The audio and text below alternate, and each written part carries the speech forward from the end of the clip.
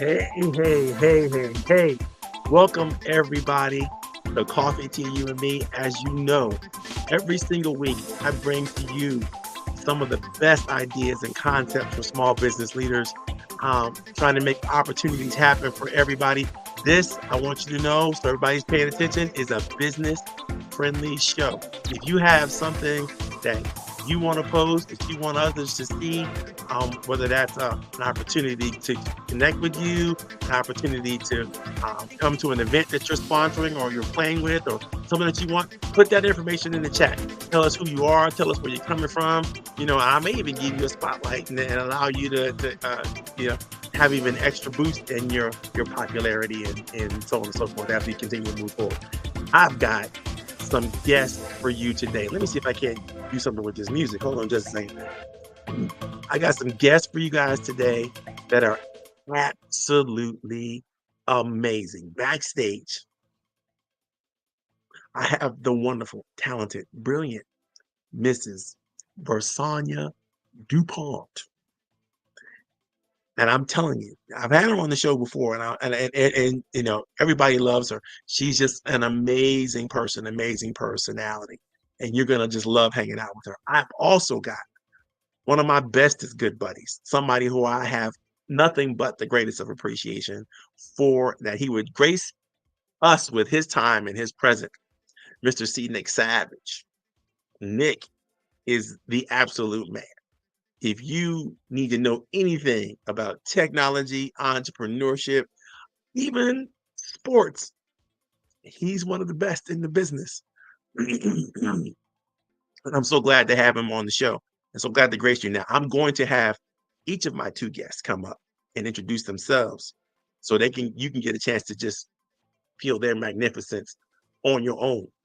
Because I don't want to get in the way of that juice, right? But they're going to come in just a minute. But today's episode is super special. As those of you who have been following know, we've been on this sojourn since, I would say, November of last year, looking at the RAPapproach. RAPapproach is a process and a program that I created years ago. It stands for respect, affection, and praise. And how we can use these tools, the tools that come out of that, to build cultures and organizations in the way that are going to be enlightening and inspiring and conducive to the best group and the best growth and performance of all human beings. And so I'm glad you're here. We're on the 12th version of that particular training, and we're approaching today's episode. We're talking about authentic praise. We're not talking about blowing people up and saying things about them that aren't true or anything things. We're talking about authentic praise, making sure that the people who have made an impact in whatever it is you're experiencing in life understand that impact and understand the value of that impact specifically to you and how you could use it or how you've grown from it or how you appreciate it. That's authentic praise. There's a reason why we don't do it well. And one of the reasons why I believe, and we're going to explore this as we move in the conversation a little bit later, I believe the reasons why we don't do authentic praise well anymore, if we ever did, and I don't think we have in my memory, in corporations and organizations and associations, is because we have allowed ego, fear that somebody might get ahead, fear that somebody might show up and be glorified. Also, this notion of being humble has stopped us from even helping and promote the best of us when that time is promoted. So we've been relegated to things like when we go to a concert, even though we might be feeling it the whole time, we'll clap at the end, or go to the theater, or we'll clap at the end because it's appropriate then to then share our love and our passion for what it is. And I'm here to tell you that waiting to give people the praise that they deserve is part of a long problem that we've always known that's not what we should do. Because I'm going to talk to you, I'm going to break down a little later on after our discussion, the spiritual text of 5 different religious ideas and thought processes about what the writers of those original texts have always thought was appropriate for human beings in terms of how we talk to, how we share, how we talk about and with each other. And guys, we've been doing it wrong. Let's just put it that way. We've been doing it wrong. We forgot what it meant to love thy neighbor and share words of wisdom in ways that edify and glorify other people and help them become the best that they can become and be encouraged. We stopped using that kind of language a long time ago, but we need to get back. In my personal point of view, we'll go get there in a discussion. But right now, I want to introduce our 2 guest presenters, guest coaches, and you guys know me, right? I only bring the best of the best to the table. And I'm going to start off, and I'm going to let her introduce herself. I'm going to start off with Miss DuPont. She's truly amazing, and I'm going to let her tell you guys who she is, what she's all about, and what she's up to. And if she doesn't do a good enough job, I'm going to come back up and blow up her spot so she really gets what she believes, right? What's important. And then I'm going to do the same for Nick. Okay? So we're going to start with Vasanya. How are you? Greetings. I am wonderful. Wonderful. Always good to be on your platform. Always good. Okay, Miss Lady, I'm going to let you tell us how Mhm. wonderful you actually are. And you better do a good job because I'm gonna have to, I will back clean up if I need to. All right. So tell us what you've been up to. Tell us what you're looking forward to this year. Tell us, anything you want to share. Go right ahead and do it. The floor is yours. Thank you. Thank you. I am Versania DuPont, and I love what I get to do. I help go getters who manage a full calendar design their lives so that they are fully present for moments that matter.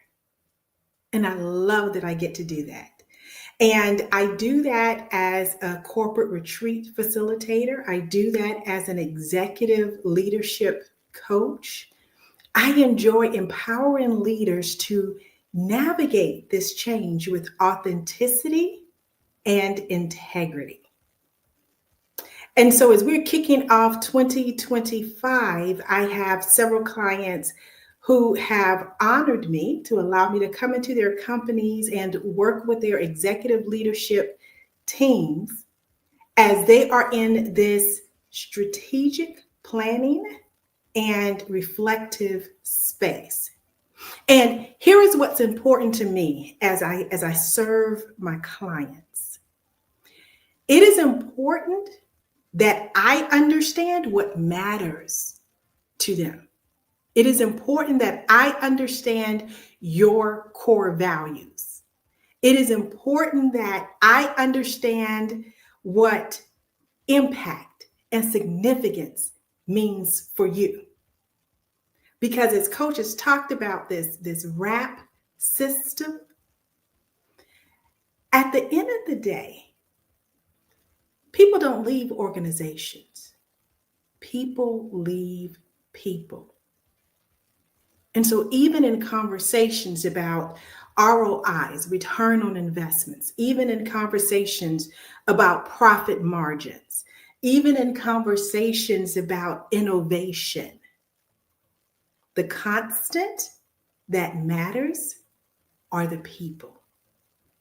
Do we see people? Do we value people? As Coach said, we don't cultivate a culture in corporate America where we offer praise. That seems discretionary. But people don't leave organizations, people leave people. And fundamentally, everyone wants to be seen, understood, and valued.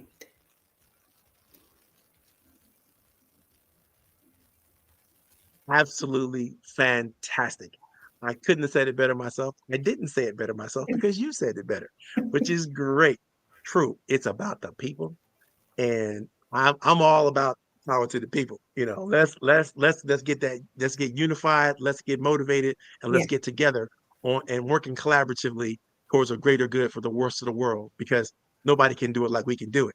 All Mhm. right, so I'm gonna put you backstage. I'm gonna bring my boy Nick up. Oh my God, what can I say about Nick Savage that hasn't already been said? This is the man who needs no introduction whatsoever.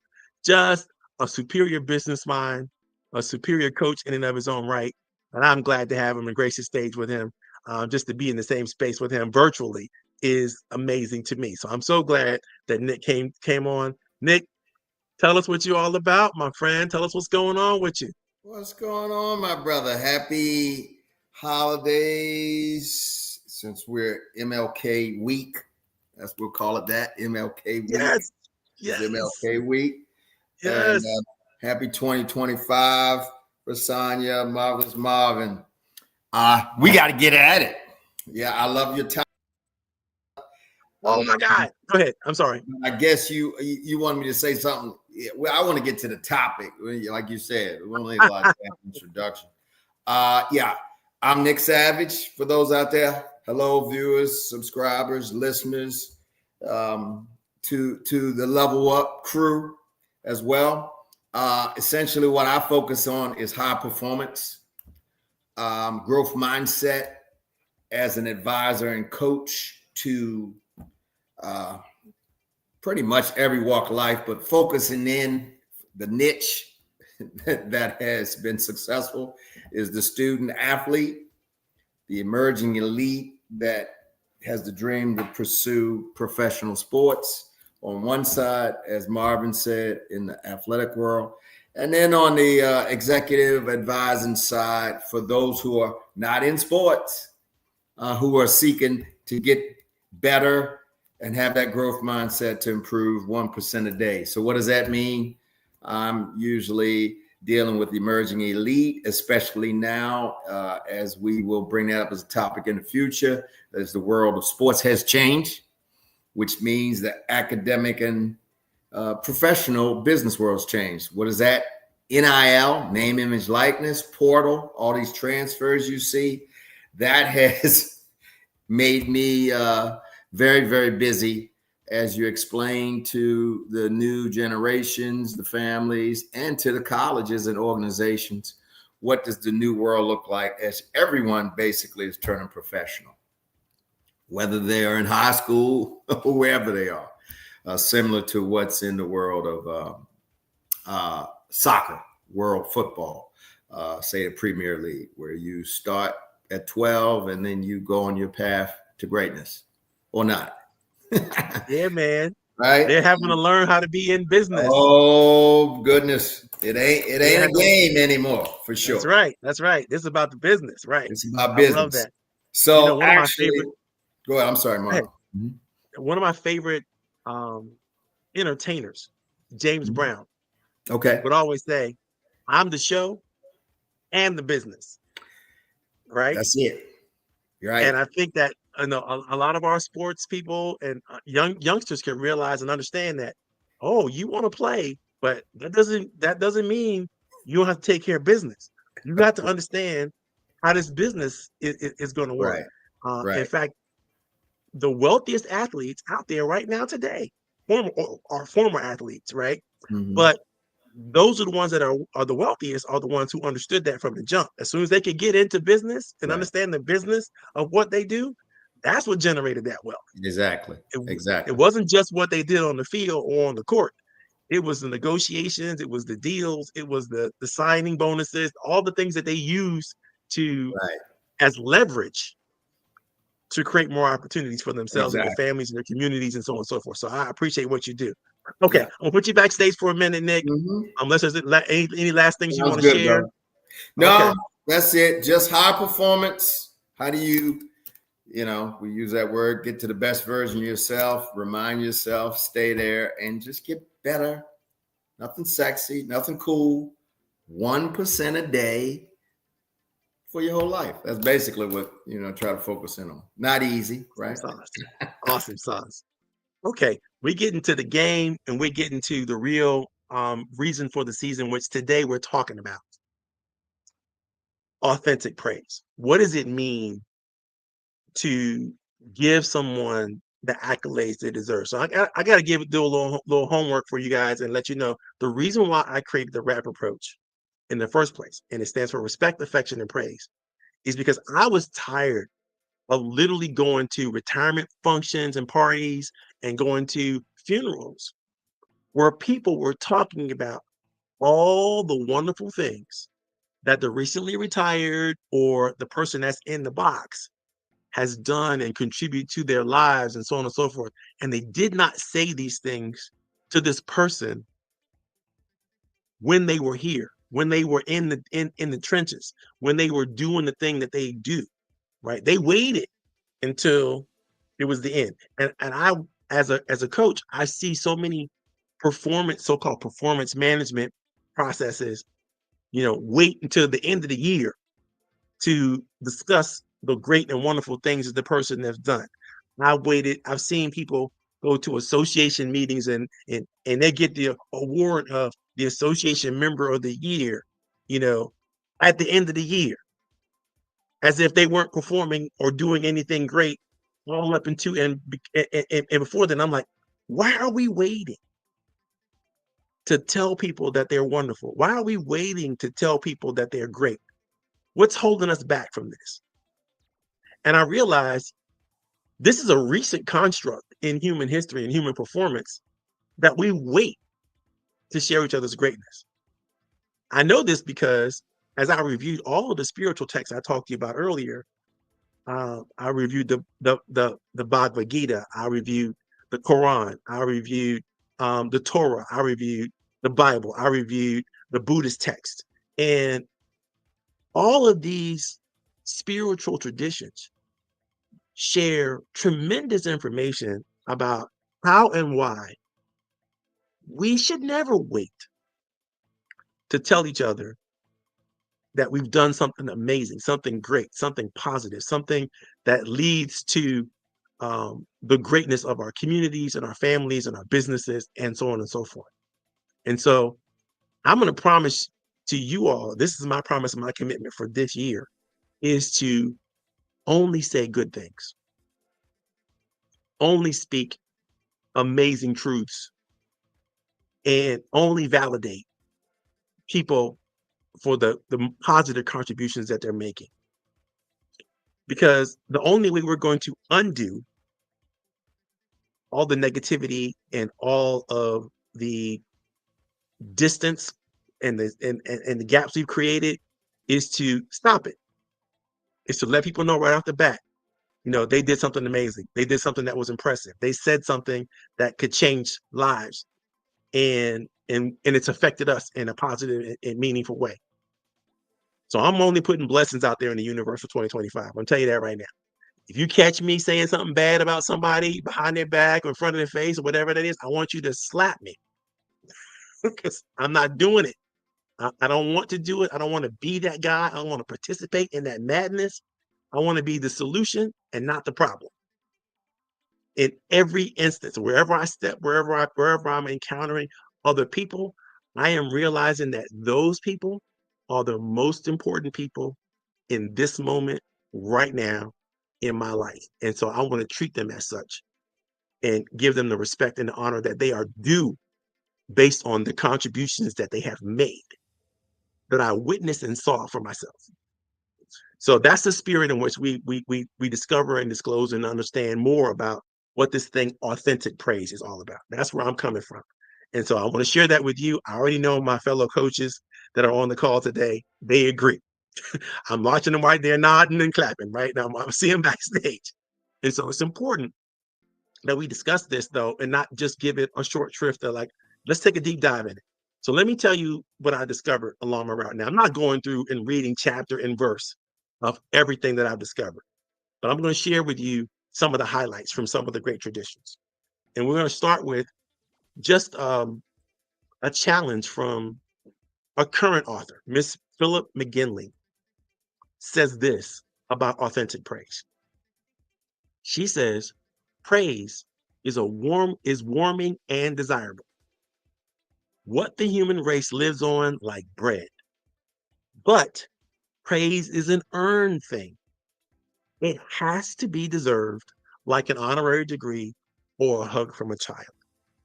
A compliment is manna, a free gift.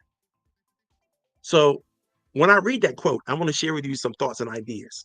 First of all, it is warming and desirable. Who doesn't want to offer grace, warmth, beauty to the world, right? This is what we want to offer, and this is what we want to receive. So why not offer and receive it as much as you possibly can, right? It's an earned thing. If someone has done something amazing, someone has shared something with you that is transformative, something that has helped you grow, they've earned the praise. And you holding it back from them means you're keeping them from their just rewards. You're keeping them from the fruit of life that they have already deserved. They have already made the investment in sharing whatever they shared with you, allowing you to belong to an environment, participating in your growth and development, whatever they've done, and you felt it was something good, then they deserve your praise. And the beautiful thing about it, it doesn't cost you anything. Now, these sentiments are not something that I created or even understood. In fact, I understood just the total opposite. When it comes to managing and directing and leading, I never knew as much as I now know. And no one's ever told me outside of, again, church or any place else on even how to behave with other members and other members of society. But over the centuries, the great writers of all of our great books have always shown that working together harmoniously to create a pleasant environment for everybody to participate in is the thing we should do. It's been well documented, it's been well practiced, and well rehearsed. For instance, we all know the Bible says that you should love your neighbor, but it also says, therefore, encourage one another and build each other up, just as in fact you are doing. So the more we do this praise thing out loud with one another, the better. And the thing we shouldn't do is we shouldn't trash talk one another. We shouldn't use negative words. In fact, we should always be thinking about how do we inspire and encourage one another in everything that we do. I like the way Versanya put it earlier today. It's like, I get to serve these clients of mine. I get to make a contribution to their presence and their world to make it a little bit of a better place. Nick said, it's all about performance. I get to help these youngsters understand how to perform at the highest level in both business and in sport. And you don't say, I get to do these things without understanding that you have an appreciation for it. So therefore, not only do you appreciate the gift that you're giving, but you also appreciate the people that are receiving the gift. Right? In Islam, the Quran says, "O you who have believed, let not a people ridicule another people. Perhaps, even if they're better than you, do not insult one another and do not call each other by offensive nicknames." That's in the Quran. The Bhagavad Gita, which is a Hindu text, says, austerity of speech contains and consists of speaking words that are truthful, pleasing, beneficial, and not agitating to others. Speak words that are truthful, pleasing, beneficial, and not agitating to others. How many times do we spend time just thinking about better ways to put each other down instead of lifting each other up? And we do it in the name of fun. We do it in the name of jokes. But could it potentially be harmful? And if so, to whom and how? And what? We need to understand this before we go off joking about somebody in ways that they might not find pleasing. The Buddhist traditions, the Dhammapada says, conquer anger by love, evil by good, conquer the miser with liberality, and the liar with truth. And even the Torah, which is the Jewish text, says, do not seek revenge or bear a grudge against anyone amongst your people, but love your neighbor as yourself. So when you think about it, all the great spiritual texts are saying the same thing. Speak kindly to one another, offer genuine praise, and build each other up. Come from a place of sincerity and love. Foster a positive and supportive community. When you get this right, when you align your core values, such as compassion, empathy, and community, what happens is people feel the recognition. They feel value. They feel a sense of belonging and mutual respect. Now, there are 4 basic reasons, I would say spiritual reasons, for authentic praise. If you don't get anything else I'm talking about or sharing today, 1, it promotes unity and harmony. 2, it encourages positive behavior. 3, it reflects divine attributes. And 4, it enhances well-being overall. Now, when you get it wrong, the opposite things occur. People don't feel united and harmonious. They feel disconnected and disparate. They feel like they don't belong, right? You're not encouraging positive behavior because people start taking their toys away. They start leaving organization. They start not using all of their talent for the greater good of a team or organization or concept, right? They don't reflect the best traditions of their own religious life. They don't reflect love, kindness, or generosity, but they reflect just the opposite, which is hatred, disconnection, and hoarding, covetousness, right?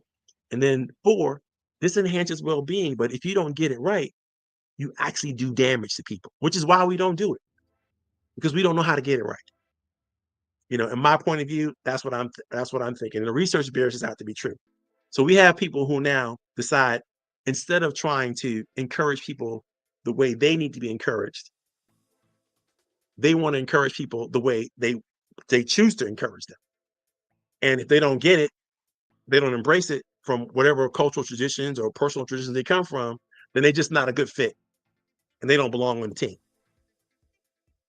That's not what good leaders understand.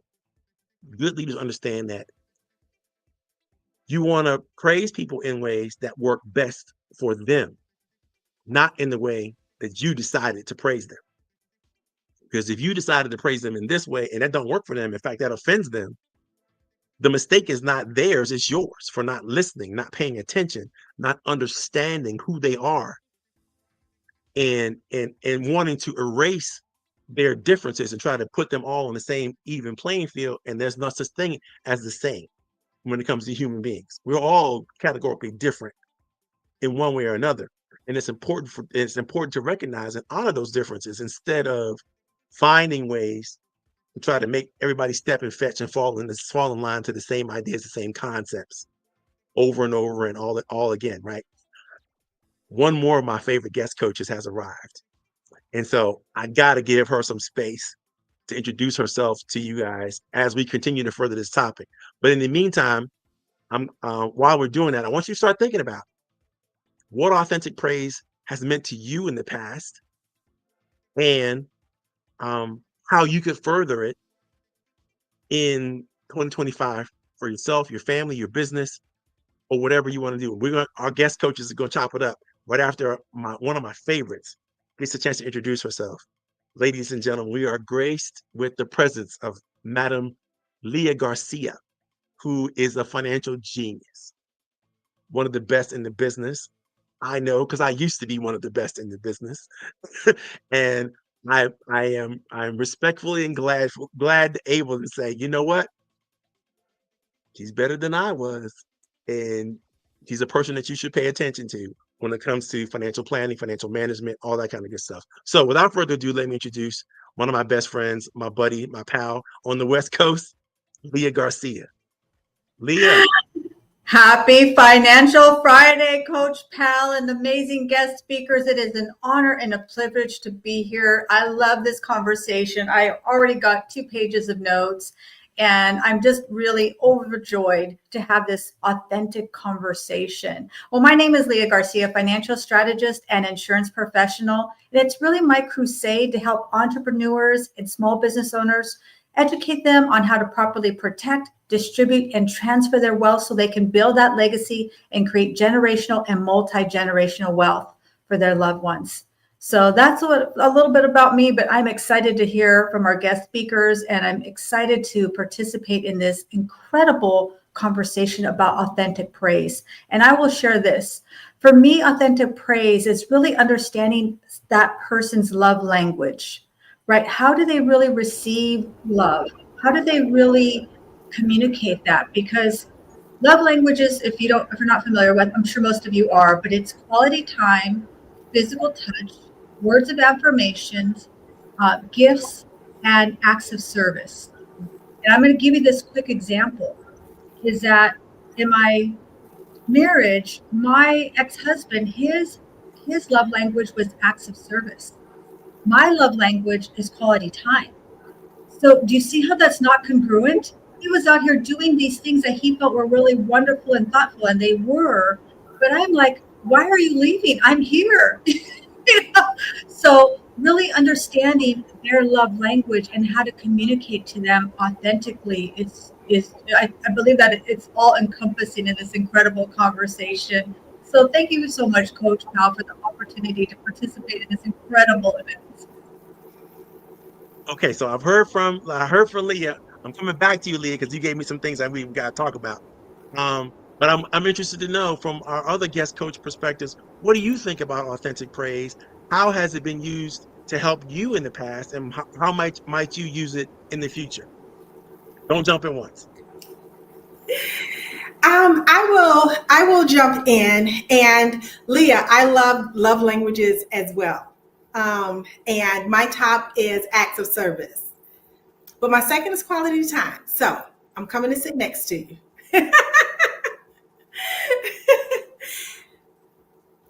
I love the point that you made, Coach Powell, that we often try to engage with people based on what's important to us. Right. And one of the lenses that I use to connect with people in ways that they want to be seen, heard, and understood is this theory of human behavior called DISC. Yes. And so I love working with my corporate clients and helping them to put on what I call a DISC lens.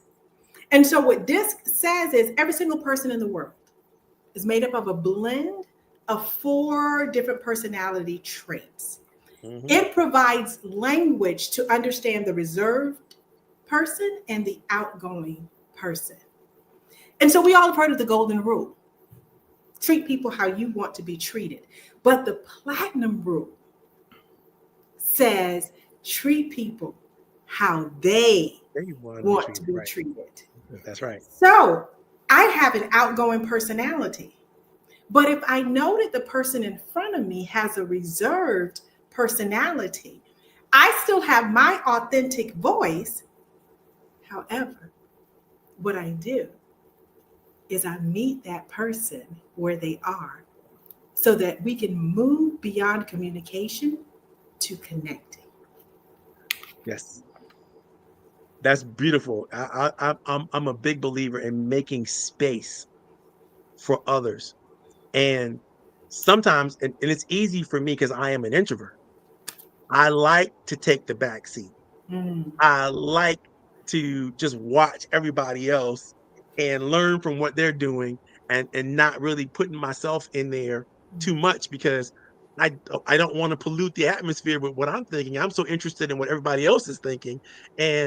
But that also empowers me when somebody says something or does something that I'm like really, really excited about, I get to tell them, sometimes publicly, sometimes privately, depending on what's appropriate for them. Because some people don't want compliments publicly, Correct. right? Correct. They don't always respond well to Yeah. that. For whatever reasons, maybe they've been taught that they want to be humble, and it's important to not be out front and be Mm. the center of attention, and so on and so forth in their tradition. Like in most Asian traditions, Mm.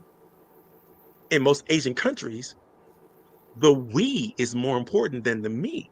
Mm. And so when you single them out Mhm.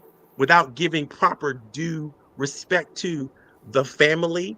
or that they come from or the background they have, then you're offending them, and you're thinking you're praising them, Yeah. but you're actually offending them, Yeah. right? So if you don't understand their basis for their cultural basis for how and what's appropriate in that way, then you're going to make the mistake, typical American, walking in, thinking you know everything, and really you don't know enough to be effective this person. Or when you invite this person into your community, you want them to conform to everything that you have to say, but you're not willing to even reach Mm. for them in a way that they would find more appropriate. Then they can't stay. If they stay, it's going to be toxic to them. Mhm. Right. Right? Yeah. Nick, go ahead. And see what I love. Hello, Leah. Great to meet you as well. Vasanya, both beautiful words. I mean, Vasanya, what you said as far as how they want to be treated, that pretty much has been my theme the last 2 years. And Leah, what you said earlier as far as seeing. And I think that's really what it comes down to is everyone. I had an opportunity to be at an event with Ted Leonsis, right? And you just steal those nuggets, when you get those 5 influences around you, saying, okay, I like what he said there, and what Mr. Leonsis said was, everyone has their voice and they want to be heard. So the biggest thing I learned, especially as yes, like you said, Marvin, yeah, introvert. I don't know if I'd call you an introvert, but as we all know, we're all mixed anyway. Right. Introvert, extrovert. We all have a dominant. Okay, I'm more of a dominant extrovert. So Right. you have to learn, especially when you have a family. For example, my son he's a learned extrovert. The other 2, my wife, CEO, like you said, she's like that. Don't praise her. Don't call her out. Don't make her. She's one of those. She's learned how to do the Toastmasters up, as a CEO. She still hates it, but she'll kill me for saying that as a CEO. But for the most part, it's like to her a firing squad standing up at a pole, saying, "Hey, It is. Right. get up here and speak at in a lectern." But pretty much what you said, to sum it up, what I had to change from when I was, say, 45, and of course now I'm 46. No, I'm joking. But for the most part, the triangle, people, concepts, and money. I'd say before I was 45, oh my goodness, Leah, Vasanya, it was about, okay, all my mentors, a lot of them were saying, Nick, got to get the money. Got to get capitalized. Money, right? You got to get capitalized. Now, once you get capitalized, let's go find a trial, right? You got an idea, right? Now let's put it all together. And what I learned over those first half was, wait a minute. The hardest part, as Vasanya said, was finding the tribe. Because if they didn't see you, and one of my mantras I say is, go where you're celebrated, not where you're tolerated. All right? And one of those things, because of that, is what I learned. Even when you're bringing credentials and you're bringing, like you said, meritocracy is coming and you already shown, no, if that party doesn't see you, and I'm quite sure everyone on this screen has maybe the same experience, at least I know what Marvin's probably the same, and that is people don't necessarily believe I am who I say I am when I tell them who I am. Now, I'm not talking about, that bull crap, whether you're a name, famous or whatever. I mean, when you're telling them, this is what I like, please don't lie to me, do this, do that. I only have these two as red flags. You stay away from those red flags. We're good. They don't hear you. Yes. So they're still going to attack it and address it. Right. So what you learn is the narrative and the optics change for that person. Because whether it's me or you ladies or Marvin, if people don't see you and you do something, because someone asked, when you do something great, right? Like you said, that's usually the quiet period. It's so funny. In a lot of cases, you have to create people's momentum. You have to create their inertia. And if you muffle their story because you don't see them, you put your own narrative on their experience. And then nothing happens for that party. So pretty much what I've done, I like what you were saying earlier, I'm gonna relinquish the floor, but I've added more of a stoic approach, more Marcus Aurelius pieces to my spiritual side. Okay. Since I know we stand focused on business. So what I tell a lot of mine is, remember one thing, JC, Jesus Christ, he already got up on the cross. That's right. That's don't. Right. That's why he was up there. Right. You're not being the perfect Christian if you just wait a minute, hold up, I got to get up there. Right. No, he already did that. So I got it. So nice, and especially as I deal with athletes where meritocracy is direct. Mm-hmm. Right, Leah? That's right. Lasagna. Business, a lot of people can dance around in the office for a while, and then you discover them or you expose them. Maybe, if you're lucky. Right. But with the world of sports, you're either fast or you're not fast. You either drop the ball or you strike out, whatever. Right. And that's one thing that has evolved. Meritocracy, it's threatened right now. Right. It's big time. Populace is in. So saying to be great, like you said, you hit it on the head, authentic. Because in summary, with the world of sports, that triggered all of the different things, since with America, sports drives us to bring up, and I'd love for us to talk about it, the participation award. So, oh my God. All these folks out there, they all got trophies.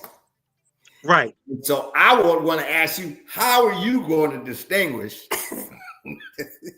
the authentic with this new generational Alpha, Z, and even hit some millennials, mine? I got to give you a perfect example. Because participation awards are here, and then social media added it. My 26-year-old, phenomenally successful, and so she's doing her thing on Broadway. I mean, she's managing shows. She's on her 6th show right now. She's about to go help manage Betty Boop, the brand new show that's opening on Broadway right now. Yeah, lives. It's successfully making it happen. They say in New York, right? If you can make it there, you can make it anywhere, right? So she's doing her thing in Harlem right now.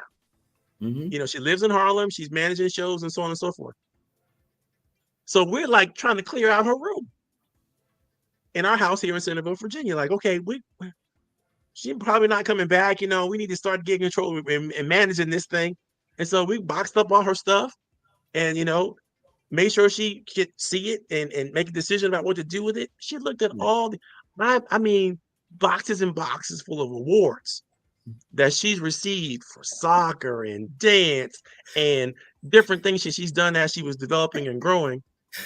And I was like, okay, do you want to keep this? Do you want to keep any of these? She's like, no. I'm like, why not? And these are her words. Everybody got one, Dad. So she didn't feel like she earned any of it. Right. Right. So praising her, and that was what this award was supposed to do. Make her feel good, make her, feel like she's accomplished, all this kind of stuff. We didn't work because it wasn't specific to her. Mm-hmm. Mm-hmm. Everybody got one. Mm-hmm. Yeah. No. I'm listening. She would enjoy much more when she come off the soccer field and I noticed something that she did that was exceptional. And I said to her, you did a great job with that pass, or you did a great job with that catch, or you did a great job, or you in that recital, oh my God, that move you did when you did the thing right here, so and so, you nailed that, girl. Mm-hmm. That was more important to her than getting the awards that everybody got for just participation. Right. And I recognized that, it's like, oh, people are getting this wrong everywhere. And we're worried so much about damaging or having the people that didn't receive an award, then we're not celebrating those and honoring those who can make a difference and grow from the praise. And they all deserve praise. That's true. But they all deserve a special praise that's just for them, that they recognize is just for them because they earned it. Mm-hmm. Right? Well, we're here now. We're here now, though. Okay. But here's the thing. Here's how we fix it. Okay. The reason why we got here is because we did not want to pay attention to the individuals. And the only way to fix it is to pay attention to the individuals. Is to really give them, we can't manage groups and teams of 700 people no more. We got to manage 5 to 7 people and pay attention to them and give them all the love and all the honor and the respect that is due to them individually, and let them then take care of the people beneath them. But we can't across the board put out middle management and think somehow our organizations are going to flourish. That's the death of our organization. The minute we start losing the connection, and corporations are demonstrating this, the research is demonstrating this all over. People leave, like Versanya said, they leave people. Yeah. They don't leave organizations, they leave people. Yeah. Because leaders are not being taught to lead people. They're being taught to manage. And you manage systems and processes. You lead people. Yeah. So that's my take on that. I wanted to follow up with what Leah said, and she's so right, and Versanya too. She's so right in that there's a love language that we all speak that's different. We all speak different, and we all feel differently about receiving this love language. And when we don't want to do the work to get to know how one another feels, when we don't want to take that perspective, this perspective, like everybody understands a different way of being and a different way of doing things, and they have that's a part of their love language, is how they want to experience and how they experience others. When you don't take the time to even understand that, you have to know this. You don't have to know all of the various disciplines and so on and so forth. You just have to know enough to know that people are different. Everybody expresses, feels differently about almost everything. And if you take the time to ask them the question, how did you feel about that? What did that mean to you? When we were both in the same room together, we both saw the same thing, but I can't make the assumption that you felt the way I felt about it. If I do make that assumption, then I'm probably going to be wrong. And because most of our feelings, we don't even have the words to articulate what they really are. And so assuming that somebody else is feeling the same way you're feeling, and you don't even have the words to articulate how you're feeling, they don't have the words to articulate how they're feeling, you're making it really, really bad. So you don't have enough information. You don't have the right data. And even in conversation, when people, we don't, especially us men, let's be honest, we haven't been taught to express our feelings appropriately. I realized this when I looked at my child when she was growing up and developing, and she came home one day from this character-driven exercise in school, and they had all these different faces that were like, smiley face, happy face, angry face, frustrating face. I didn't have that growing up. Nobody taught me what it looked like. And so I had to figure it out the hard way,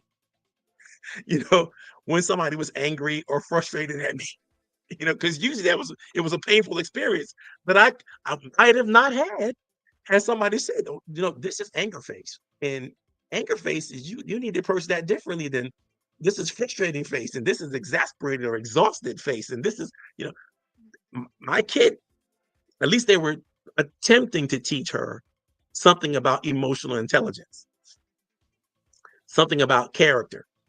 It wasn't even attempted in my growth and development. And I know, because I would have paid attention to that for sure, because I'm like, oh, that's about people. I would be like, I would be naturally interested in it. So I say all this to say that we have done a horrible job of giving each other the gifts and the flowers that we deserve as we deserve them, because praise has to happen and it has to be timely. It can't be, oh, I saw you do something good in April, and then I wait till December to tell you about it in an organization or association. There's no benefit to you at that point, because you've already wondered, like, man, did I do the right thing? Did anybody see me? Did anybody understood the effort that I put into it? Did anybody watch it? Does anybody care? You've already gone through that math.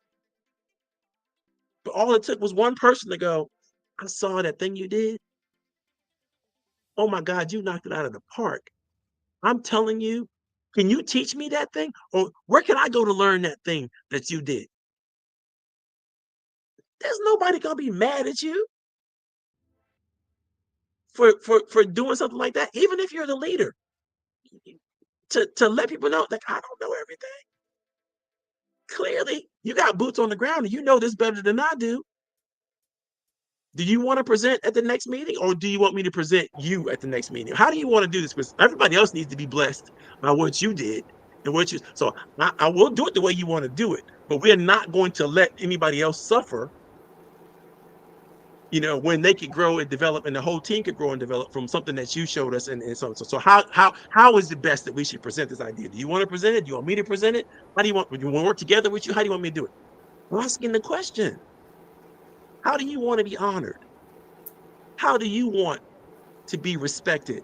How do we show up to make sure they're never going to be mad at you for that? Who can be upset about that? Yeah. Right? Can I jump in here, Coach? Of course. Especially in the marketplace, when you're looking at corporate settings. I have a mentor who said, wrong diagnosis, wrong treatment. Yep. And so when companies are looking at scalability, when companies are looking at sustainability, there is an inappropriate amount of focus on methodology. And what's neglected is the foundation, the why. Yep. The core values, the why. And so, Nick, that is why it is so tempting to give everyone a trophy, because that's an easy how. Right? And so now we don't have to unpack the more difficult, but not even difficult. We don't have to unpack the meatier conversation of why do we give a trophy? Right. Is it for accountability? Is it for recognition? Is it for, when you understand the why, then you align your methodology with the why.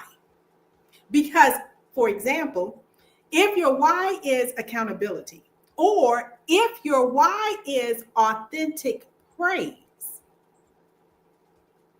then if your trophy is for excellent performance, your trophy is for agility,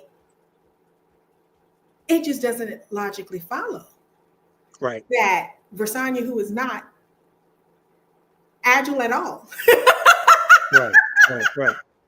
should get that trophy. So a lot of times that's what happens. We spend so much time, systems. I believe in systems. I believe in systems. Systems are how you develop consistency over time. True.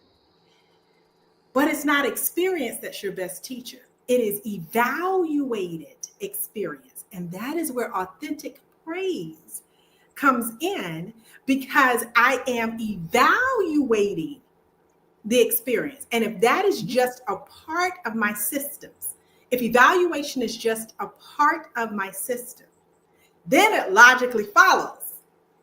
We're not going to wait until the end of the year. We're not going to wait until performance review, because we've already had cycles of evaluation. Right.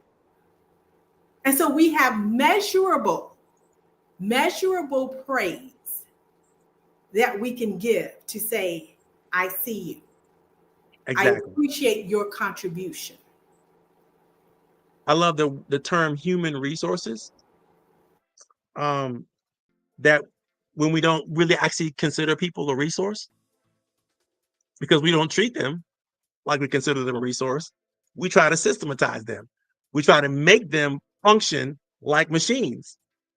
And every time we do it, we kill creativity, we kill innovation, we kill belongingness, we kill teamwork, we kill all these things that are useful for human beings to participate in together, and we make it about one person.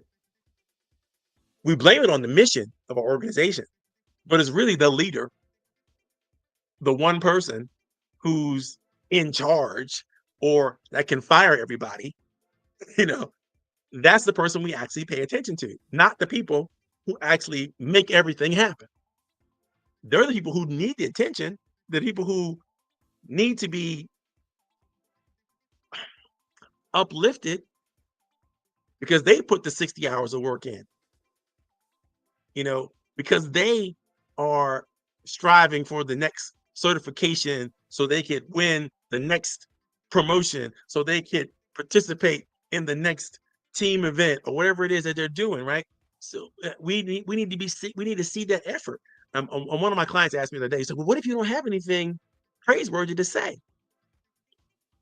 And I told him, that's because you haven't paid attention, right? If you pay attention and you practice paying attention, people are always going to show up in a way that you didn't expect, on a way that was higher than your expectation. But you have to watch them, you have to see them, you have to engage with them to see it. If you don't pay attention, then of course you don't have any praise to give, because you're waiting for a result. And it's the effort that created the result. So why not praise the effort? If you praise the effort, then you know the result's going to happen. But if you wait, by that time, that person may be like, I got a better job somewhere else. Somebody made me an offer because they're not giving me no attention here. So I'm going to get the attention I need over here because they had already promised me. Now, if I'm not going to get the attention, at least I'm going to get the money, or whatever that is. And that kills growth, because if your best people leave for just more money, they're not going to be even better at the next position. They're not going to give their talent to that. They're just going to do the job, because they're not going to be inspired by money. Money's not going to inspire anybody. We know this. It's just belonging is what inspires people. Connection is what inspires people.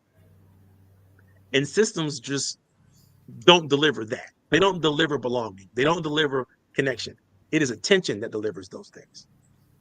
And then from that attention is you can get the foundation that you needed to create all the other stuff. But if you don't pay attention, you can't get it. And vice versa. It'll never come back. Last thing I want to say about this before we end the show, and I'll let you guys, have a roundup discussion as well. If authentic praise is your only contribution to the people that you get to work with in associations or organizations or referral partners or whatever it is that you do, if that's your only contribution, that is probably the best contribution that you could make. And it should be first before anything else. when it comes to people. And so that's my signing off idea and concept, right? Yeah. Next week we're going to talk about the actual emotional response. How do we respond to praise from an emotional point of view, a psychological point of view? Because when we get it right, there's hormones like serotonin, oxytocin, Dopamine. and dopamine that when we get it right, we create those things for people, which is stress reduction, which is a motivator, which is everything we need to be all that we can be as human beings. So we're going to talk about that next week. Those of you who want to come back, you feel free. I'll make sure you get the link for next week's show. And I understand if you don't, but you got other things or better things to do. That's no problem. But I want to share that with you guys so everybody listening, audience sees it and all that kind of stuff. And I see a lot of my friends out there. I'll give you all a shout out. David, I see you. David Jones, Tara Bush. Look at that. These are friends of Leah. I can already tell. But if you guys have any last words you want to share, go right ahead. Then we're gonna close the show to a close. Don't have time for questions today, folks. So I apologize for that. But let's keep the party going. Nick, you were last to speak, so I'm gonna let you start. I'm gonna let you say goodbye. I'll be short as far as and I like what you said as far as the next topic because I had meetings with family. There's one thing that I think the challenge that we have to talk about when it comes to the emotions, what I've had in 24, the biggest challenge, now that we put a microscope on mental health, it makes it a little more complex than what we're saying today, as we all know, because all we have discovered is mental health has been a challenge for, it's there. It's not new. Right. And what I faced in 24 were many challenges where you are doing the authentic praise, but if you don't have a clear understanding on the psychiatry and the psychology of, some people will self-sabotage. Yes. So a compliment leads to OMG. It's not right. So so with that, I would love for us to talk about that in that next one. But as far as if it's, we won't say normal. There is no normal, okay. But if it's in the realm of most people are functioning, and responding the same as we said, as far as being introvert, extrovert, and we're staying at that level. You got to do it. You got to grab them. You got to bring them in and consistently do it, because in my philosophy, I like what Bruce Lee said, and that is the water beats the rock. So you just consistent kindness. Yes. Direct truth.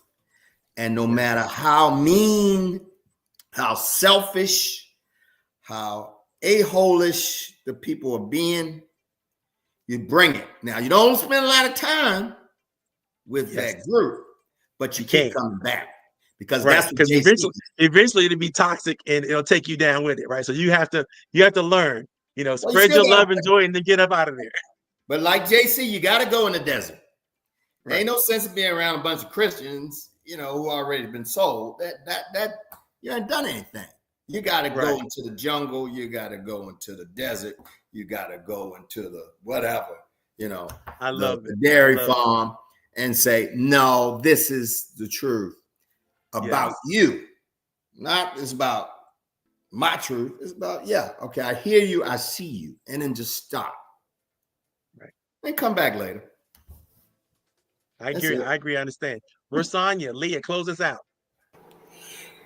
I will leave the audience with these words.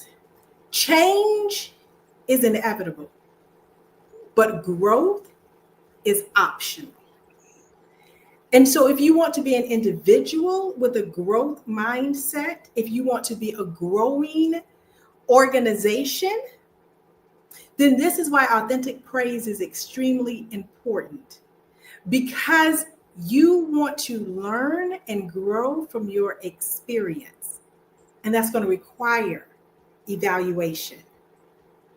And so, in the same way that you give critical constructive, you want to know what to keep, what to stop, and what to change.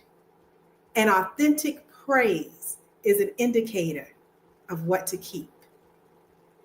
Fantastic. Leah. Wow, this was incredible. And I am so honored to be a part of this amazing panel with this incredible conversation. So many golden nuggets from Coach Nick and for Sonia and Coach Marvin Powell. This is incredible. I'm just overjoyed for this. I've got 3 pages of notes, but I'm going to circle back to what Coach Nick talked about with the participation trophy. My precious grandson, when he was 5 years old, they played soccer and everybody got the participation trophy. And, you know, his awareness was growing, right? And he said, Gams, did we win? I said, well, you know what, mijos? They gave everybody a trophy. He said, oh, okay. I said, but remember, going forward, as you get older, they're probably going to give trophies to the people who won, and then the people who didn't win probably won't get one. And he said, no, I actually said from the people who won, and he said, oh, and then sometimes the people that lose, they don't get one. I said, that's right, and that's okay. Because you know what? We either win or we learn, and sometimes we do both. That's why you're a champion, because champions are ready to do hard things. He's like, okay, Gams. So thank you so much. I appreciate this so much. It was so much fun. I always enjoy these incredible conversations. Coach Powell, thank you so much. I love it.